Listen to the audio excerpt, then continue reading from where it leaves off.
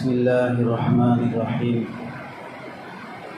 اهدنا الصراط المستقیم صراط الذین انعمت علیہم غیر المغضوب علیہم ولا الضالین صدق اللہ العظیم۔ سورہ فاتحہ کی آخری آیات کی تفسیر چل رہی تھی۔ آج جس آیت کا خلاصہ آپ حضرات کے سامنے عرض کرنا ہے، اس کی تشریح سے متعلق کچھ باتیں پہلے عرض کی جا چکی تھی۔ اہدنا، اے اللہ ہمیں سیدھا راستہ دکھا، سیدھے راستے پہ چلا، سیدھے راستے پہ باقی رکھ۔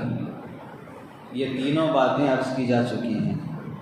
سیدھے راستہ پہلے دیکھے آدمی، جیسے کوئی مکان کوئی دکان خریدتا ہے تو پہلے دیکھے کیسا ہے، تو پھر اس کے بعد اس راستے پہ چلے، اس مکان میں آدمی اپنی رہائش کرے، وہاں گزر بسر کرے، پھر اس کے بعد اس راستے پہ باقی رکھے۔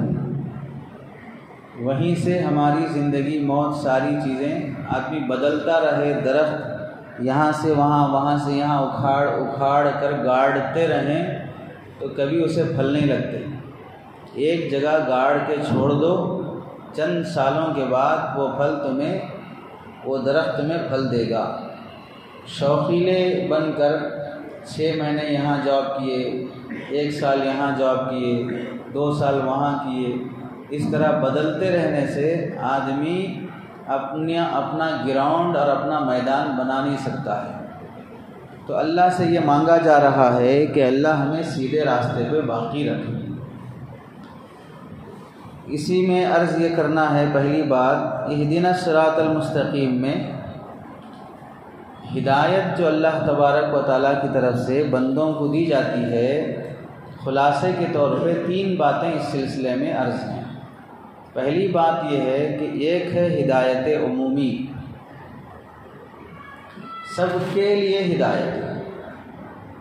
یہ سب میں جو ہدایت ہے، انسان، جنات، فرشتے، سورج، چاند، ستارے، زمین، آسمان، درخت، پتھر، جانور، سمندر، سب اس میں داخل ہیں۔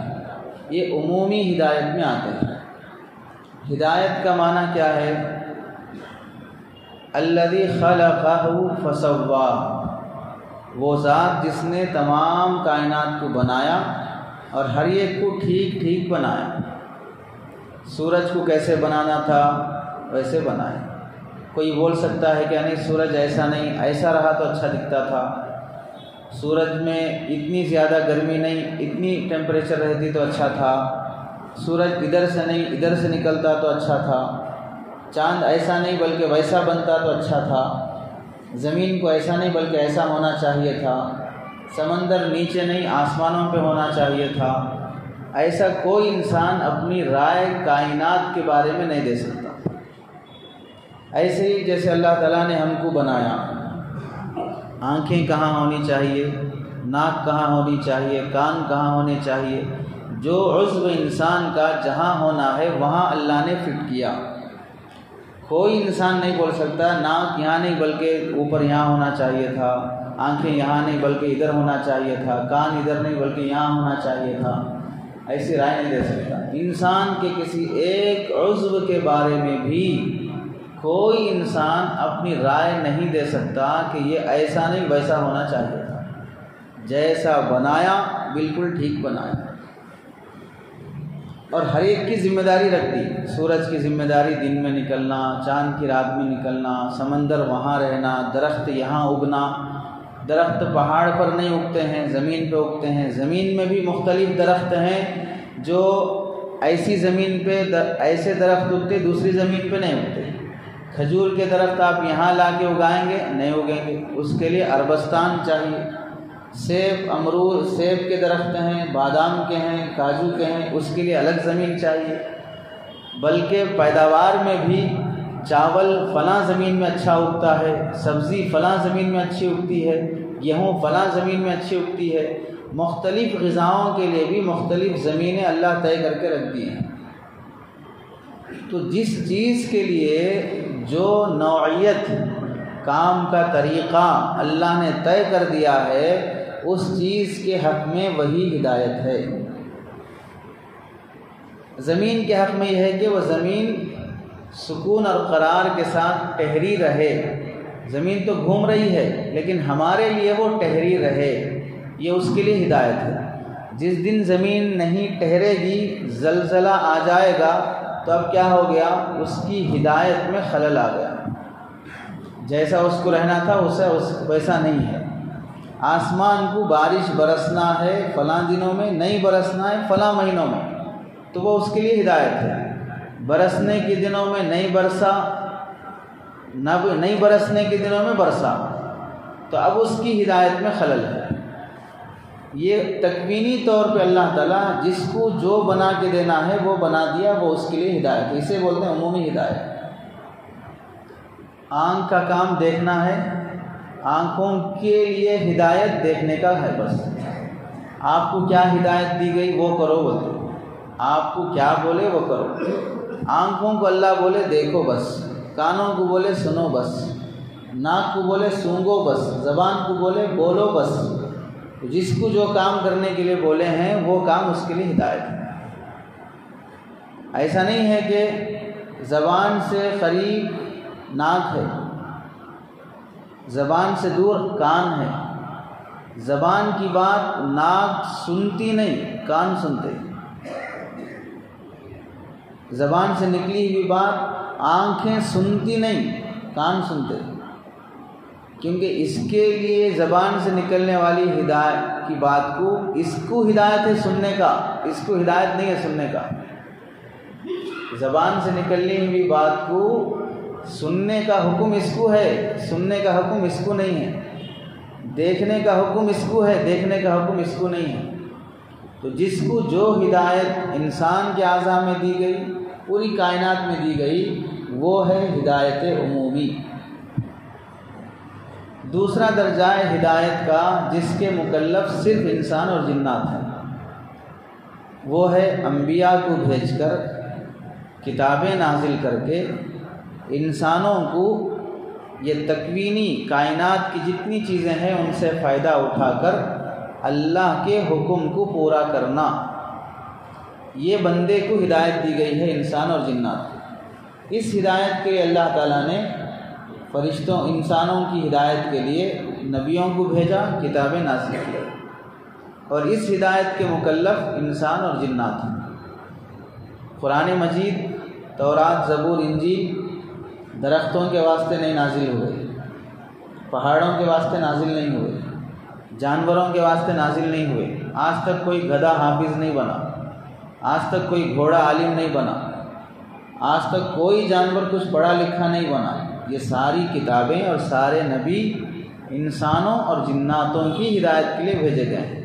یہ ہے دوسری درجے کی ہدایت کہ نبی آئیں گے، آپ کو بتائیں گے ایسا کرو ویسا کرو، یہ صحیح ہے یہ غلط ہے۔ کتاب دیں گے، اس کتاب میں لکھا رہے گا کیا کرنا کیا نہیں کرنا۔ یہ ہے دوسرے درجے کی ہدایت جس کے مکلف انسان اور جنات ہیں۔ تیسرے درجے کی ہدایت ہے کہ آپ کو کتاب ملنے کے بعد، آپ کو نبی اور نبی کی تعلیمات ملنے کے بعد ان باتوں پر محنت کر کے اللہ کے قریب سے قریب تر ہوتے جانا۔ یہ ہے تیسرے درجے کی ہدایت۔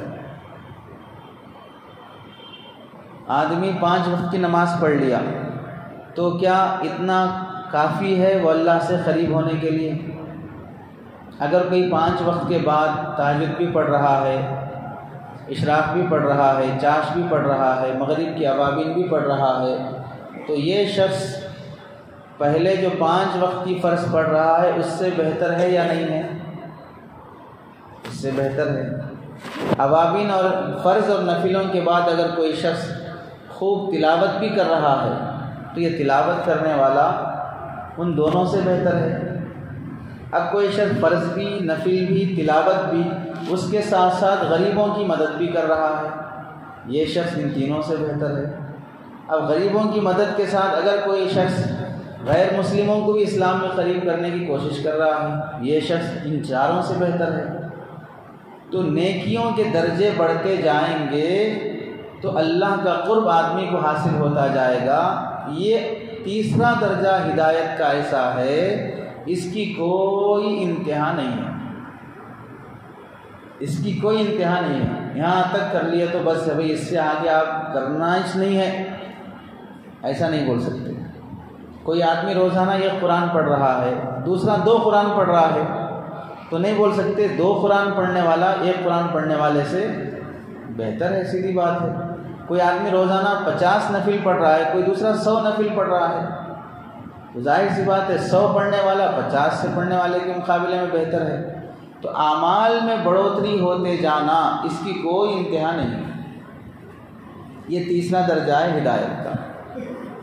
یہ 3 درجے ہو گئے۔ یہ تیسرا درجہ جو ہدایت کا ہے، جس میں بندہ اعمال میں اضافہ کرتے کرتے کرتے کہاں تک جا سکتا ہے اسے بول ہی نہیں سکتے، اسے کہتے ہیں توفیق الہی، اللہ کی خاص توفیق۔ اب وہ جو شروع ہوتا ہے سورہ بقرہ، ذالک الکتاب لا ریب فیہ ھدی للمتقین، یہ کتاب ہدایت کے لیے آئی ہے اور متقیوں کے لیے ہدایت کے لیے آئی ہے۔ متقیوں کی ہدایت کیا مطلب؟ متقیوں کی ہدایت یہ ہے کہ نیک اعمال میں، تقویٰ طہارت میں جتنا بڑھتے جائیں گے یہ کتاب اور انہیں بڑھاتے جائے گی، اس کی کوئی انتہا نہیں۔ اب یہ 3 درجے ہو گئے۔ ان 3 درجوں میں غور کیجئے۔ ہدایت عمومی، جس میں ساری کائنات داخل ہے، اس میں انسان کا دخل ہے، سمندروں کو بنانے میں انسان کا دخل ہے، زمین آسمان چاند سورج ستارے بنانے میں انسان کا دخل ہے، ان کا سائز بنانے میں، ان کی ٹائمنگ سیٹ کرنے میں انسانوں کا دخل ہے۔ پہلی ہدایت میں انسان کا دخل نہیں ہے۔ تیسرے درجے کی ہدایت، جس میں نیک اعمال کی بندے کو توفیق ملتے رہنا، آج 100 رکعت پڑھے کل 200 کی توفیق ملنا، آج آدھی رات جاگ کر عبادت کرے کل پوری رات جاگ کر عبادت کرنے کی توفیق ملنا۔ یہ توفیق ملنا کس کی طرف سے ہے؟ اللہ کی طرف سے۔ ہر آدمی چاہتا نیک بن کے جینا، اچھے بننا کون نہیں چاہتے بتائیے؟ ہر آدمی چاہتا ہے، لیکن بن رہا کیا ہر آدمی اچھا؟ اچھے بننا ہر آدمی چاہتا ہے، لیکن بن رہے کیا اچھا ہر آدمی؟ تو یہ جو توفیق ہے، خاص لوگوں کو اللہ اپنے قریب کرنے کے راستے کھولتے جانا، یہ بھی اللہ کے ہاتھ میں ہے۔ بندہ خالی ارادے کر لیا نہیں ہوتا، محنت کرتے رہے گا۔ والذین جاہدوا فینا لنہدینہم سبلنا، محنت کرتے جاؤ، راستے کھولتے جائیں گے، لیکن راستے کھولنا تو اللہ ہی کا کام ہے، ہم خود نہیں کھول لے سکتے۔ یہ تیسرے درجے کی ہدایت ہے۔ پہلے درجے کی ہدایت میں بھی انسان کا دخل نہیں ہے، تیسرے درجے کی ہدایت میں بھی انسان کا دخل نہیں ہے۔ دوسرے درجے کی ہدایت کیا ہے؟ راستہ دکھانے کے لیے کتابیں نازل کرے، انبیاء کو بھیجے، سارا کھول کے دکھا دیے، اب چلنا ہمارا کام ہے، اس راستے پہ چلنا ہمارا کام ہے۔ یہ دوسرے درجے کی ہدایت انسان کے ہاتھ میں ہے۔ دوسرے درجے کی ہدایت یعنی اس راستے پر چلنے کا اختیار اللہ انسان کو دے کے رکھے ہیں۔ پہلا بھی ہمارے ہاتھ میں نہیں، تیسرا بھی ہمارے ہاتھ میں نہیں۔ اب یہ 3 درجے سمجھ لیے تو اب 2 باتیں سمجھو۔ پہلی بات کیا ہے؟ پہلی بات یہ ہے، قرآن کے بارے میں ہم یہ بولتے ہیں کہ قرآن بھائی سارے انسانوں کی ہدایت کے لیے آیا ہے۔ قرآن سارے انسانوں کی ہدایت کے لیے آیا ہے، خالی مسلمانوں کے لیے تو نہیں ہے، قرآن سارے انسانوں کے لیے ہے۔ یہ پھر جب سارے انسانوں کی ہدایت کے لیے ہے تو اللہ خود قرآن میں بولتے ہیں کہ ہم کافروں کو ہدایت نہیں دیں گے، ہم ظالموں کو ہدایت نہیں دیں گے، ہم فاسقوں کو ہدایت نہیں دیں گے۔ قرآن مجید میں ہے۔ بھئی کتاب پوروں کی ہدایت کے لیے ہے بول رہے ہیں آپ، پھر آپ ظالموں کو ہدایت نہیں بول رہے، فاسقوں کو ہدایت نہیں بول رہے، کافروں کو ہدایت نہیں بول رہے۔ ایک طرف تو کتاب اتری ہے پورے انسانوں کی ہدایت کے لیے، دوسری طرف آپ بول رہے ہیں کہ فلاں فلاں کو ہم ہدایت نہیں دیتے۔ کیا مطلب ہے؟ مطلب یہ ہے ہدایت کے 3 درجے ہیں۔ پہلا درجہ سارے کائنات کی ہدایت، اس میں تو انسان کا دخل نہیں۔ باقی 2 درجے ہیں۔ دوسرا درجہ نبی بھیجنا، کتاب دینا، راستہ دکھا کے چھوڑ دینا، یہ سیدھا ہے، یہ غلط ہے، یہ دوسرے درجہ ہے۔ تیسرا درجہ ہے اللہ اپنی خاص توفیق سے اپنے قریب کرنے کے راستے کھولتے جانا، یہ تیسرا درجہ ہے۔ تو قرآن میں جہاں پر یہ بولا گیا کہ اللہ فاسقوں کو ہدایت نہیں دیتے، کافروں کو ہدایت نہیں دیتے، ظالموں کو ہدایت نہیں دیتے، وہ ہدایت سے مراد ہے تیسرے درجے کی ہدایت۔ تیسرے درجے کی ہدایت اللہ تعالیٰ نافرمانوں کو نہیں دیتے۔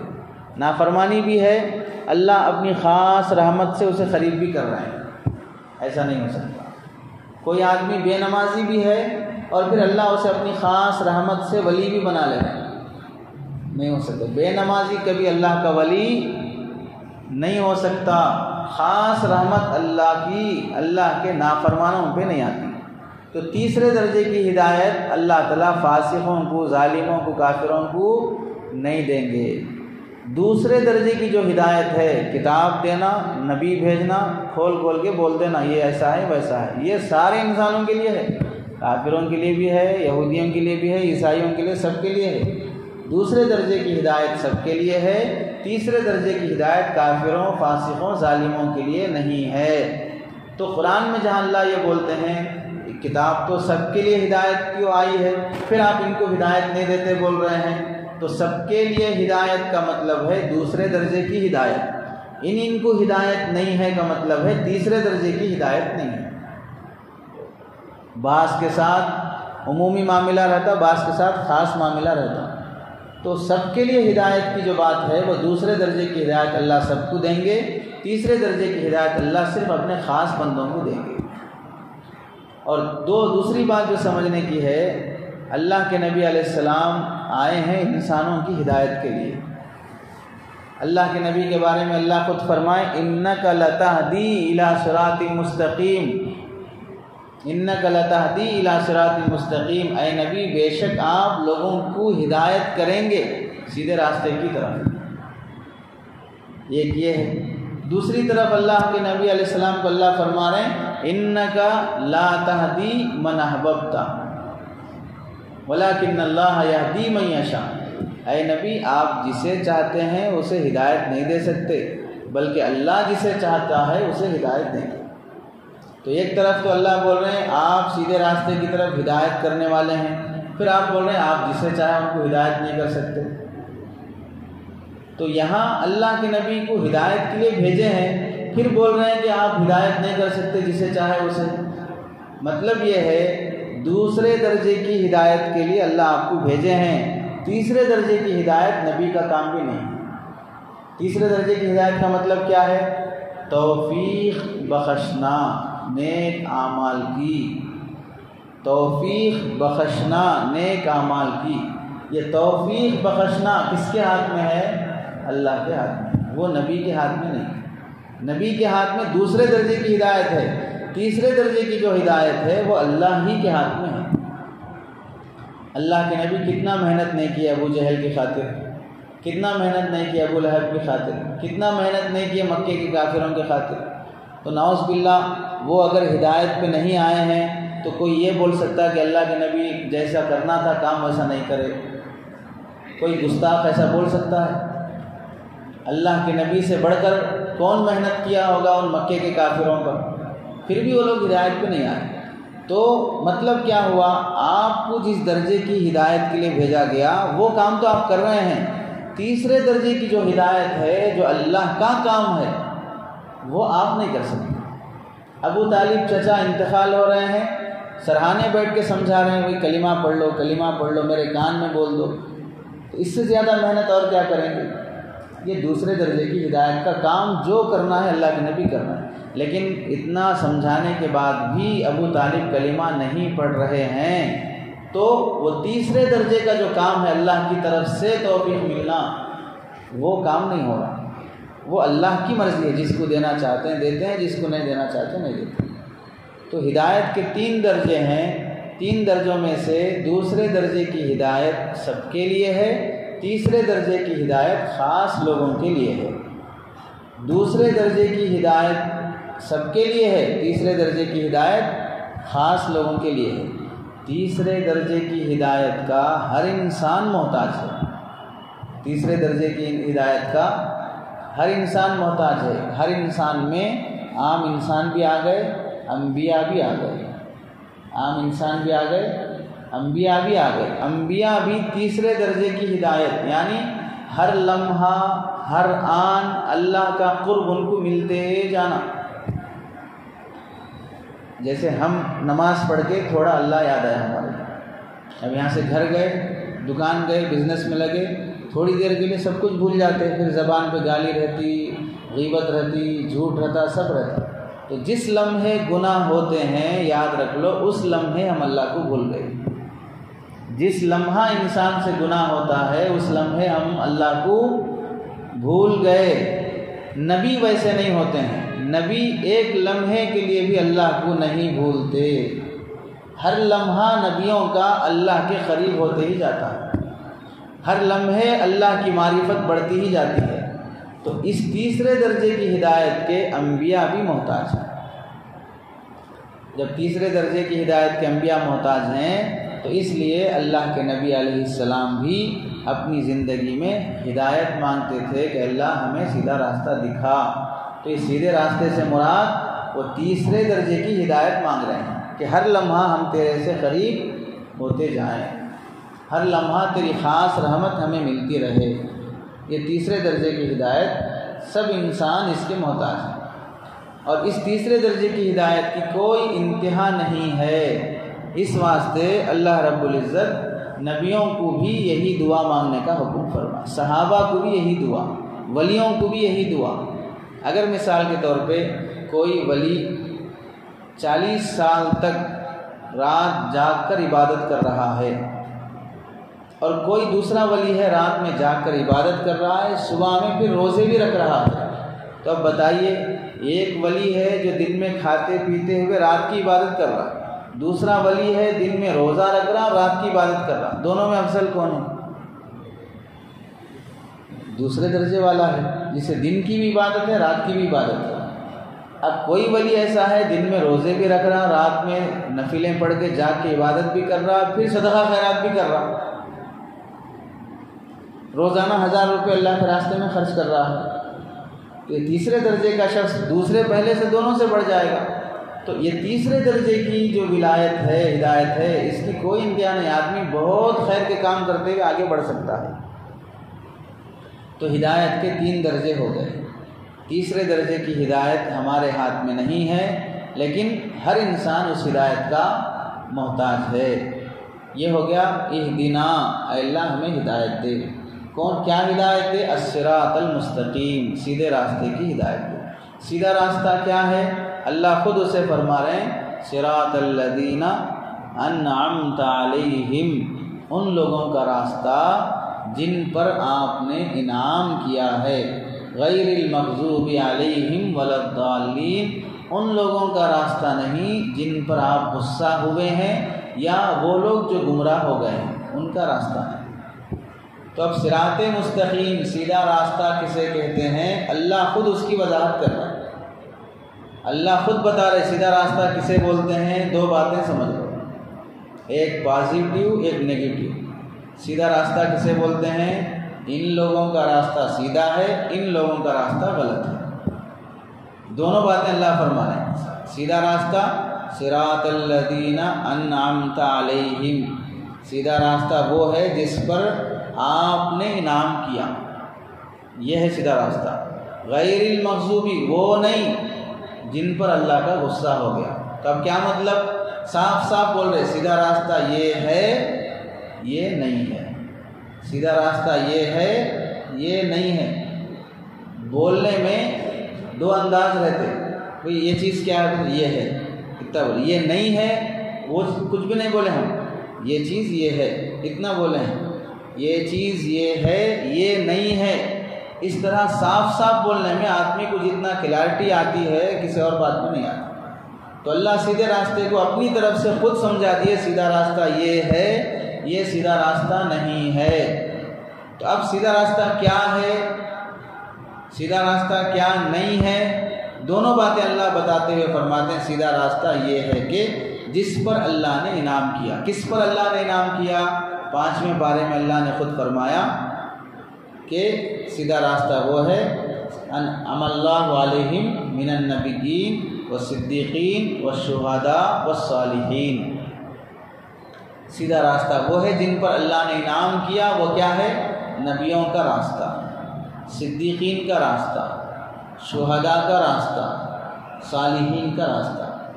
یہ 4 راستے سیدھا راستہ شمار ہوتے ہیں۔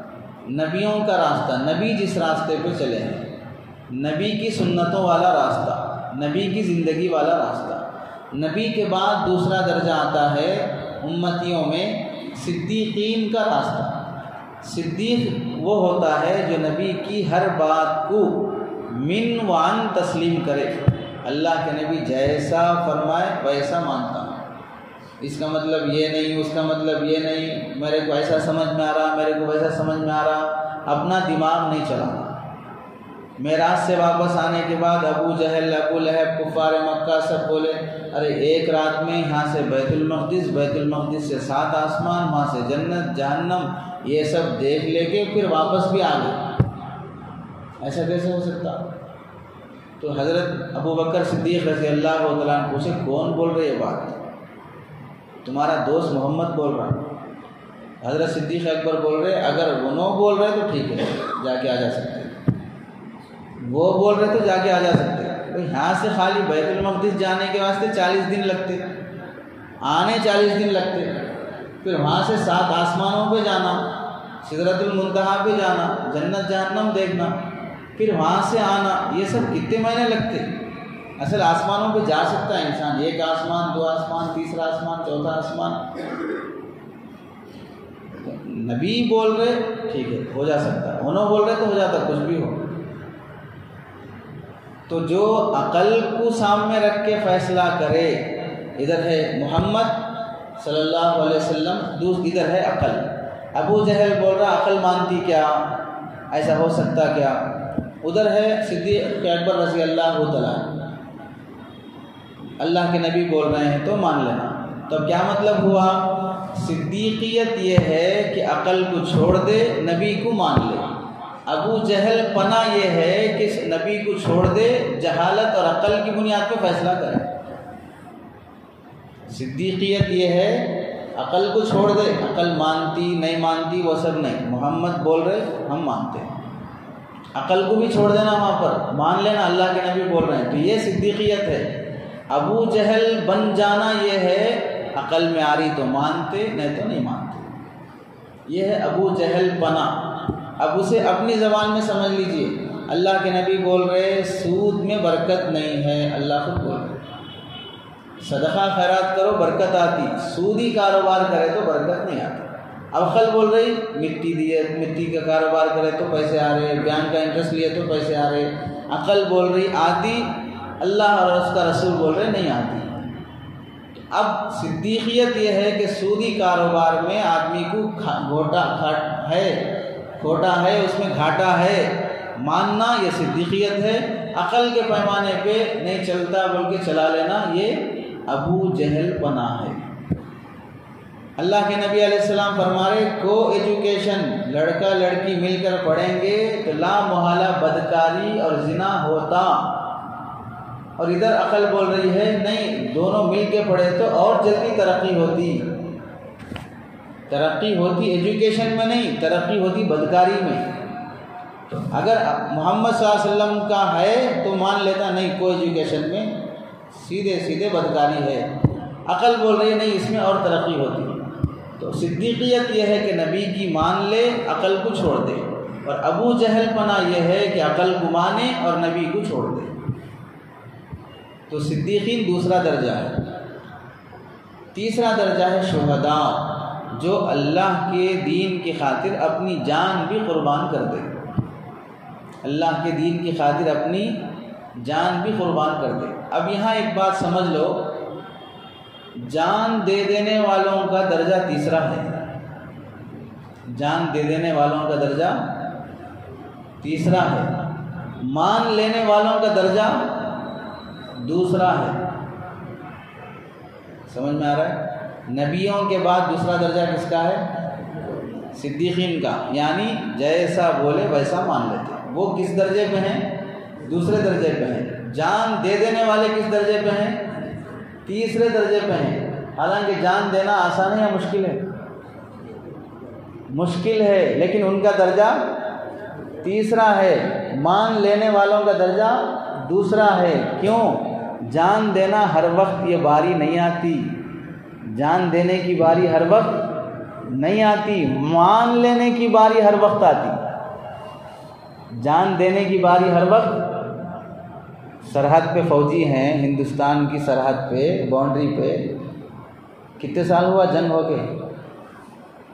کون کون سی حکومتوں سے جنگ ہو رہی ہے، لیکن فیسلٹیز تو سب مل رہے ہیں ان کو جو حکومت کی طرف سے تنخواہ ملنا ہے، سیلری ہے، اسکول کا ہے، فلاں سب مل رہی۔ جان دینے کی باری اتنے لوگ ایسے بھی ہیں اس میں اب تک ایک گولی بھی نہیں چلا رہے،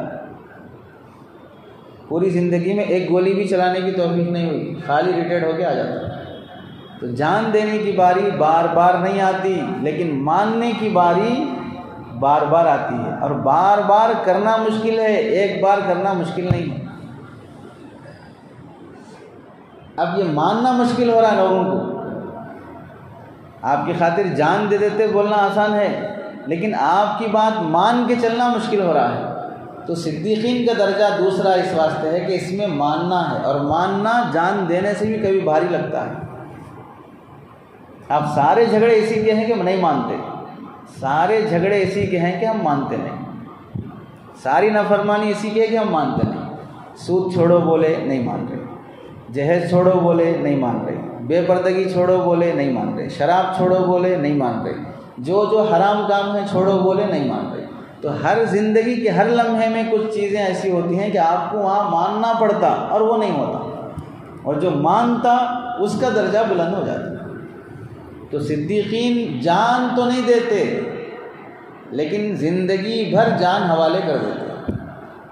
صدیقین جان تو نہیں دیتے، لیکن زندگی بھر جان حوالے کر دیتے۔ آپ کی ہے صاحب، آپ جو بولے ہو، اب وہ جان اس کی نہیں رہی، اب وہ جان اس کی، آپ جو بولے وہ ہے، تو اب میری جان پہ میرا نہیں چل رہا، میری جان پہ آپ کا چل رہا ہے، تو میری جان ہے ہی نہیں ہے۔ تو ہر زندگی کے ہر لمحے آپ کو اپنی جان حوالے کر دیتے۔ تو صدیقین کا درجہ شہداء کے درجے سے بھی بڑا ہوا ہے۔ یہ تیسرا درجہ ہے شہداء کا۔ شہداء کے بعد چوتھا درجہ ہے صالحین کا۔ صالحین آتے ہیں نیک دیندار لوگ، نیک اور دیندار لوگ جن کی زندگی میں گناہ کبیرہ، بڑے بڑے گناہ نہیں ہوتے، چھوٹے گناہ تو انسان سے ہوتے ہیں، اس سے توبہ بھی ہو جاتی ہے، بڑے گناہ جن کی زندگی میں نہیں ہوتے وہ ہوتے ہیں صالحین۔ یہ چار درجے ہیں۔ تو اللہ تعالیٰ فرمائے سیدھا راستہ ان چار لوگوں کے راستے پہ چلنا، نبیوں کے، صدیقین کے، شہداء کے، صالحین کا راستہ، یہ سیدھا راستہ ہے۔ سیدھا راستہ جو نہیں ہے، غلط راستہ ہے، وہ کون سا ہے؟ اللہ اسے فرماتے ہیں غیر المغضوب علیہم ولا الضالین، ان لوگوں کا راستہ جس پر اللہ غصہ ہوئے، اور ان لوگوں کا راستہ جو راستہ بھٹک گئے، گمراہ ہو گئے۔ ان دونوں کو سمجھیے، اللہ جن لوگوں پر غصہ ہوئے اس راستے پہ چلنے والے لوگ کبھی سیدھے نہیں ہوتے، وہ لوگ سیدھے راستے پہ چلنے والے نہیں ہوتے۔ یہاں سمجھنا کیا ہے، اللہ کیا بول رہے ہیں؟ جن پر اللہ کا غضب اور غصہ ہوا، ایسے لوگوں کے راستے پہ ہم کو مت چلا۔ وہ کون لوگ ہیں جن پر اللہ غصہ ہیں، جن پر اللہ ناراض ہیں؟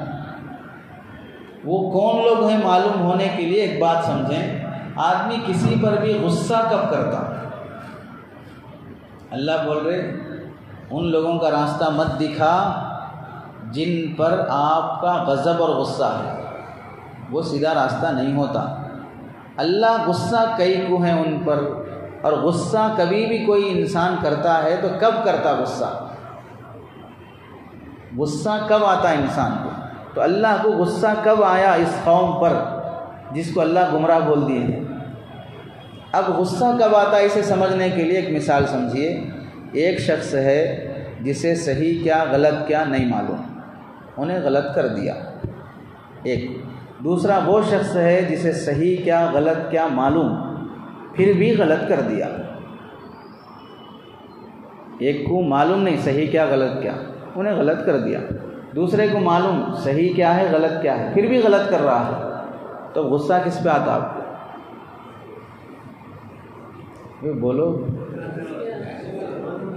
صحیح کیا غلط کیا معلوم پھر بھی غلط کر رہا، اس پہ غصہ آتا۔ جو صحیح کیا غلط کیا نہیں معلوم اس پر غصہ نہیں آتا، بیچارے کو نہیں معلوم بولا۔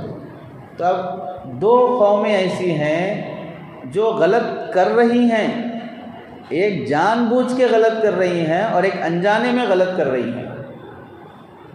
دو قومیں ایسی ہیں جو جان بوجھ کے، ایک قوم غلطی کر رہی ہے اور ایک قوم انجانے میں غلطی کر رہی ہے۔ جیسے مثال کے طور پر یہودی ہیں، یہودیوں میں جیسے آج کل جو سیریا میں، فلسطین میں، اسرائیل میں جو لوگ رہتے ہیں وہ سب یہودی ہیں، اور یہاں ہندوستان میں جو برہمن ہیں، سمجھ رہے، یہاں ہندوستان میں جو برہمن ہیں وہ یہودی ہیں۔ یہ وہ لوگ ہیں جو جانتے ہیں اسلام سچا مذہب ہے، انبیاء برحق ہیں، ان کی کتاب تورات میں یہ لکھا ہوا ہے حضرت محمد صلی اللہ علیہ وسلم آنے والے ہیں، اور انبیاء کے بارے میں، اسلام کے بارے میں پوری چیزیں ان کو معلوم ہیں۔ اس کے باوجود بھی پیسوں کی خاطر، عہدے کی خاطر یہودی اپنے ہی زمانے میں ان کو دعوت دینے کے لیے جو انبیاء آئے ان کو ہی مار دیے۔ حضرت زکریا کو مار دیے علیہ السلام، حضرت یحییٰ علیہ السلام کو مار دیے، حضرت عیسیٰ کو مارنے گئے۔ کبھی ایسا تو ہوا 70 نبیوں کو یہودی مار دیے۔ کس کو؟ 70 نبیوں کو، نبی مانتے ہیں، نبیوں کو مار دیے۔ جیسے آپ موب لنچنگ میں لوگوں کو مار دیتے ہیں، عام لوگوں کو، ایسے وہ لوگ نبیوں کو مار دیے۔ کیوں مار دیے؟ کہ بھئی ان کی اگر چلنا شروع ہوئی تو ہماری چلنا بند ہو جاتی، لوگ ان کو ماننا شروع کرے تو اب تک ہم جو چلا رہے تھے وہ ختم ہو جاتے۔ تو یہ یہودیوں کا مزاج ہے، اس کو یہاں بھی سمجھ لو، اس ملک میں بھی سمجھ لو کہ اگر ان کی پارٹی یا وہ لوگ آگے آنا شروع ہوئے تو ہماری چلنا بند ہو جاتی۔ اس واسطے مسلمانوں کو اقلیت میں رکھو، انہوں کمزور ہے بول کے رکھو، انہوں دیش دروہی بناؤ، ان کو فلاں بناؤ، یہ اگر اوپر آنا شروع ہے تو ہماری چلنا بند ہو جاتی۔ فلاں کو بھی اپنا بناؤ، فلاں کو بھی اپنا بناؤ، ان کو یہ سب ہندو ہیں، یہ سب ہندو ہیں، یہ سب پوری 6000 ذاتوں کو ملا کے اپنا بنا لو تاکہ ہماری چلنا، دوسروں کی چلنا شروع ہوئی تو ہماری بند ہو جاتی۔ تو یہودی وہ قوم ہے جو صحیح غلط معلوم ہونے کے باوجود بھی غلط کرتی، صحیح غلط معلوم ہونے کے باوجود بھی غلط کرے گی۔ ہندوستان کی سرکاری بینک بیچ دینا، پرائیویٹ بنا دینا صحیح ہے غلط ہے؟ ریلوے سسٹم پورا بیچ دینا، ایئرپورٹ بیچ دینا، فلائٹس بیچ دینا، کرنٹ بیچ دینا، اپنی باپ کی جاگیر سمجھ کے پورے دیش کو بیچ دینا صحیح ہے غلط ہے؟ معلوم ہے پھر بھی کرتی۔ جو صحیح غلط ہے معلوم ہو کر بھی کرتی وہ قوم ہے یہودیوں کی، وہ قوم ہے یہودی کی۔ اور جسے معلوم نہیں صحیح کیا غلط کیا پھر وہ غلط کر دیتی، اور وہ قوم ہے کرسچنز کی، ان کو نہیں معلوم صحیح کیا غلط کیا۔ وہ اتنے بھولے ہیں کہ عیسیٰ علیہ السلام کو وہ خدا مان لیا، عیسیٰ علیہ السلام کو۔ تو دیکھو ایک طرف نبیوں کو قتل کر دیے، دوسری طرف نبیوں کو خدا بنا دیے۔ سمجھ میں آ رہا فرق؟ ایک طرف نبیوں کو قتل کر دینا بولے تو حد سے زیادہ توہین، حد سے زیادہ بے ادبی، مار دینے پہ آ جا رہے، اور ایک طرف اتنا مان رہے نبیوں کو کہ ان کو خدا بنا دے رہے۔ تو یہ قوم نہیں جانتی انسان خدا نہیں ہو سکتا، نہیں معلوم اس کو انسان خدا نہیں ہو سکتا، وہ یہ سمجھ رہی کہ انسان خدا ہو سکتا ہے، تو نبی کو خدا بنا دے رہی، نبی کو خدا کا بیٹا بنا دے رہی، حضرت مریم کو نبی اللہ کی بیوی بنا دے رہی۔ یہ لوگ غلطی میں ہیں، گمراہی میں ہیں۔ انجانے پن میں گمراہی میں ہے۔ یہاں تک کہ عیسائیوں سے بھی اگر پوچھا جائے کہ ایک انسان اللہ کا بیٹا کیسے ہو سکتا، بیٹا ہونے کے لیے اس کی بیوی ہونا، اللہ کی بیوی کون ہو سکتی، اور پھر اللہ بندوں کو بول رہا ہے 4 کرو بول کے، تو انہیں ایک ہی بیوی کیوں کر لیا؟ اگر بیوی مان بھی لیں، نعوذ باللہ بیوی مان بھی لیں، تو ہم کو جب 4 بیویوں کی اجازت مل رہی تو اللہ کو کتنے بیویاں ہونا؟ ہم جب 4 بیٹے 12 بیٹے کرنے کی خواہش کرتے ہیں تو اللہ کا ایک ہی بیٹا اب تک بھی نہیں سمجھ میں آ رہی بات۔ اور پھر بیوی بیٹا ہونا بولے تو جنس ایک ہونا، انسان کی بیوی انسان ہوتی، انسان کی بیوی گدھی تھوڑی ہوتی، انسان کی بیوی انسان ہوتی ہے، انسان کی بیوی گھوڑی تھوڑی ہوتی۔ اللہ انسان ہے کیا؟ نہیں ہے۔ تو پھر حضرت مریم انسان ہے، تو انسان اللہ کی بیوی کیسے ہو جاتی؟ تو بیوی ہونے کے لیے جنس ایک ہونا شرط ہے، پھر بھی نہیں ہو پا رہی، اور بیٹا ہونے کے لیے بھی جنس ہونا شرط ہے۔ انسان کا بیٹا انسان ہوتا، انسان کا بیٹا گدھا تو نہیں ہوتا، انسان کا بیٹا کتا تو نہیں ہوتا۔ بھئی انسان سے کتے پیدا ہوتے ہیں، انسان سے گھوڑے گدھے پیدا ہوتے ہیں، انسان سے انسان پیدا ہوتے ہیں۔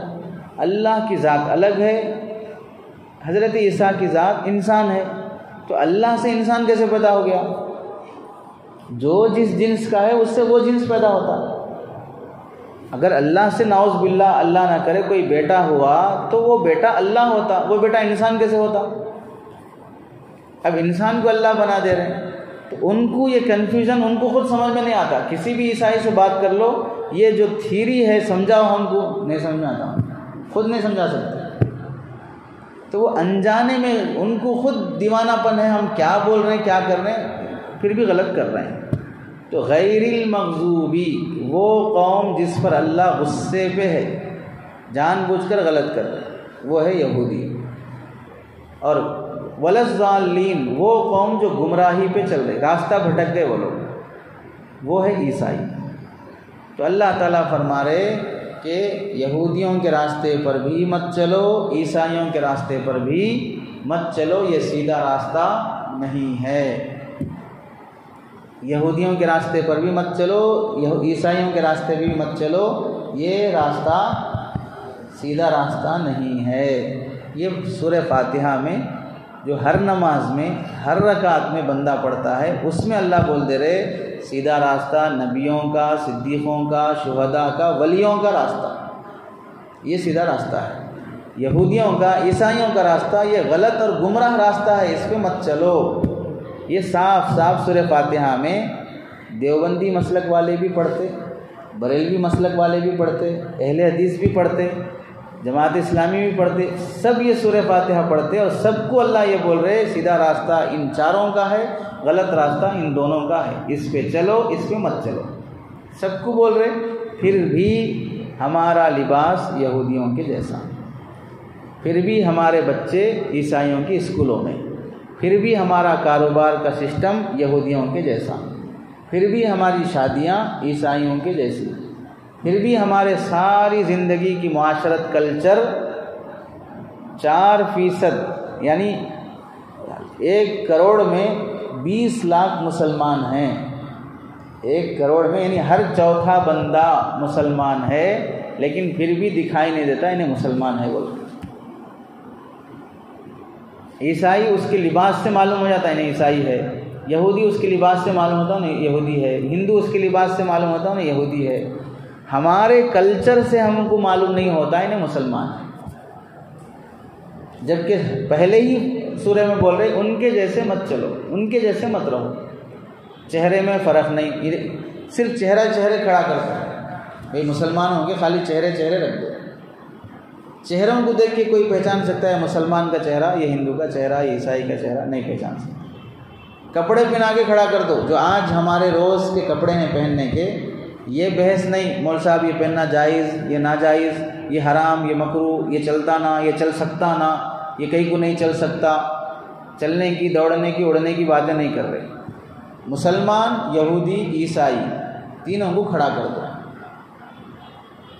ان کی جو کھڑی ہوئی حالت ہے اس حالت کو دیکھ کے بولو انہیں مسلمان ہے۔ کوئی نہیں بول سکتا، صرف یہ ہے کہ آپ مسجد کو آتے ہیں، ٹوپی آپ کے سر پہ ہوتی ہے، وہ دیکھ کے پہچان سکتے ہیں انہیں مسلمان ہے۔ باقی مارکیٹ میں آپ کو دیکھ کر انہیں مسلمان ہے نہیں پہچان سکتے۔ آپ کے لباس کے اس کے لباس میں، آپ کے رہن سہن میں اس کے رہن سہن میں، آپ کی زبان سے نکلنے والی گالیاں اس کی زبان سے نکلنے والی گالیاں، آپ کی شادیاں اور ان کے گھروں کی شادیاں، کوئی فرق نہیں محسوس ہوتا یہ مسلمان کی ہے یہ ہندو کی ہے، یہ مسلمان کی یہودی کی۔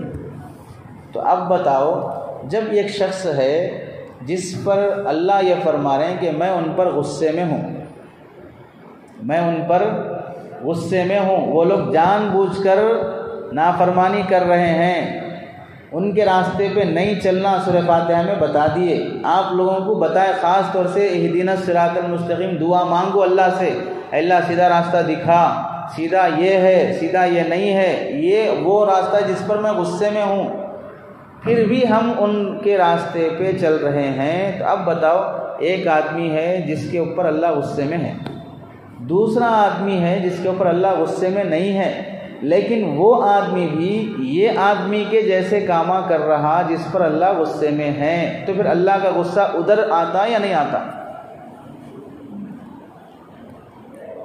اللہ کا غصہ ادھر آئے گا یا نہیں آئے گا؟ غصے میں کئی کو ہے ان پر اللہ، اس واسطے ہے کہ جان بوجھ کے بھی غلط کر رہے۔ اب مسلمان جان بوجھ کے بھی غلط کر رہا نہیں کر رہا ہے، تو جان بوجھ کے جو غلط کرے گا اس پر اللہ غصے میں آتے، تو مسلمان پر اللہ غصے میں ہیں، کیوں؟ کہ یہ جان بوجھ کر غلط کر رہا ہے۔